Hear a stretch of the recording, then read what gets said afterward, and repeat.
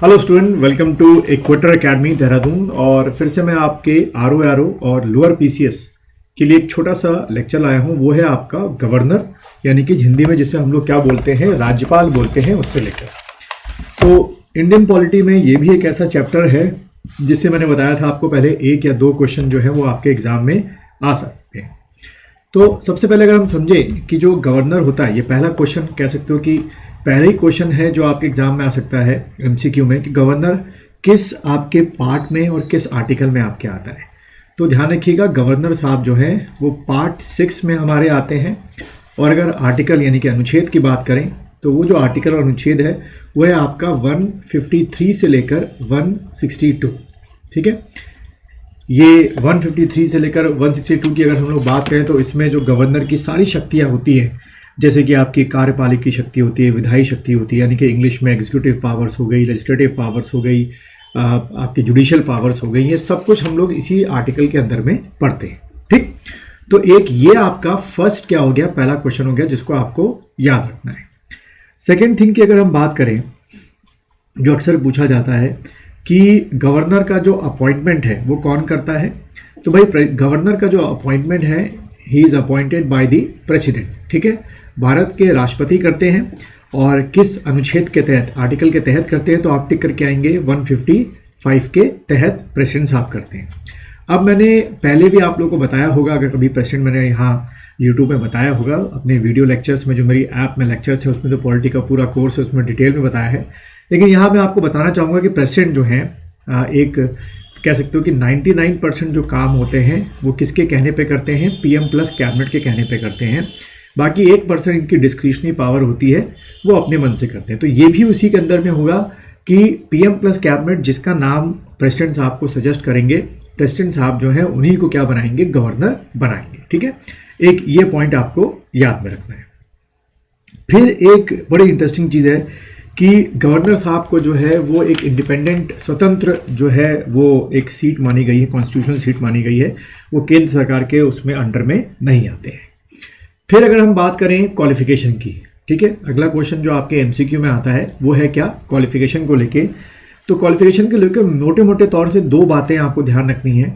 सबसे पहले है कि जिस पर्सन को आप गवर्नर बनाने जा रहे हैं वो इंडियन सिटीजन होने चाहिए, एक तो ये आपको बात ध्यान रखनी है। और दूसरी आपको बात ध्यान रखनी है कि उनकी जो एज है उस पर्सन की, वो 35 ईयर या इससे ऊपर की होनी चाहिए। ये दो चीज़ें सिर्फ मैंडेटरी, बहुत ही इंपॉर्टेंट रखी गई हैं। बाकी की अगर क्वालिफिकेशन की बात करें तो क्वालिफिकेशन में रखा गया है कि उनके कोई क्रिमिनल बैकग्राउंड या सिविल या बैंकरप्ट या ये अनसाउंड माइंड नहीं होना चाहिए। साथ ही एक बड़ी इंटरेस्टिंग बात बोली गई है कि मान लीजिए आप एक्स को जो है वो उत्तराखंड का, हमारे उत्तराखंड का गवर्नर बना रहे हैं, तो जो एक्स है वो यहाँ के रहने वाले नहीं होने चाहिए, ऐसा प्रेसिडेंट साहब इस बात का ध्यान रखेंगे। ठीक है, इन केस अगर कोई ऐसा उनको कैंडिडेट नहीं मिलता है कि जिसको उत्तराखंड का गवर्नर बनाए, जो कि वहाँ का ना हो, तो अलग बात है कि भाई ऐसे पर्सन को गवर्नर बनाया जा रहा है जिसका उत्तराखंड से संबंध रहा होगा। ये चीज़ आपको ध्यान रखनी है। अब अगर अगली बात करें, टर्म की बात करें, तो इनका गवर्नर का जो टर्म होता है, अधिकतम जो होता है वो 5 साल का होता है। ठीक है, और अगर हम न्यूनतम की, मिनिमम की बात करें, तो गवर्नर साहब को जो प्रेसिडेंट हैं, ठीक है, हमारे जो राष्ट्रपति साहब हैं, वो बिना किसी कारण के बताए और बिना कोई प्रोसेस के गवर्नर को उनके पद से हटा सकते हैं 5 साल से पहले, या कहीं और का गवर्नर अपॉइंट कर सकते हैं। मान लीजिए उत्तराखंड में किसी को 2 साल हो गए तो उनको कहाँ का गवर्नर अपॉइंट कर दिया गया, राजस्थान का कर दिया गया। ठीक है, तो इस तरीके से भी किया जा सकता है। अब एक बड़ा इंटरेस्टिंग पॉइंट आता है कि जो गवर्नर साहब की जो सैलरी होती है, तनख्वाह होती है, और जो बाकी के और भी जो उनको सारी जो चीज़ें फैसिलिटीज़ मिलती हैं, वो कहाँ से, उसके जो मनी होती है वो कहाँ से विड्रॉ होता है, तो आप टिक करके आएंगे consolidated fund of the state.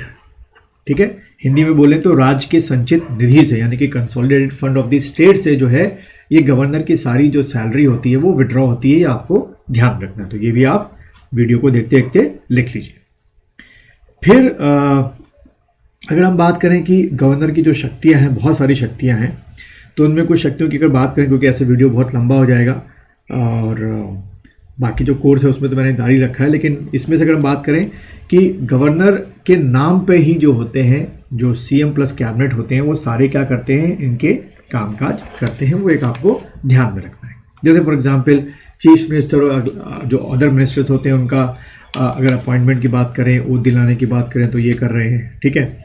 उसके बाद 1/6 1/6 अगर आपके यहाँ दूसरा हाउस है, जैसे यूपी में दूसरा हाउस है स्टेट काउंसिल, तो 1/6 मेंबर जो होते हैं वो गवर्नर साहब क्या करते हैं, नॉमिनेट करते हैं। ऐसे करके इनके बहुत सारे फंक्शंस हैं, ठीक।